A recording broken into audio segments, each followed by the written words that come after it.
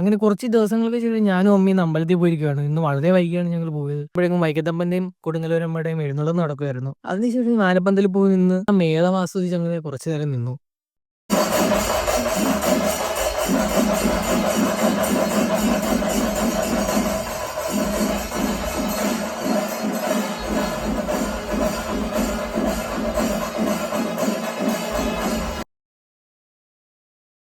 മേളം കേട്ട ശേഷം ഞങ്ങൾ നേരെ പോയി രൂപാരവതിയുടെ വയലിൻ ഫ്യൂഷൻ കണ്ടു. പറയാതിരിക്കാൻ വയ്യ, അടിപൊളിയായിരുന്നു.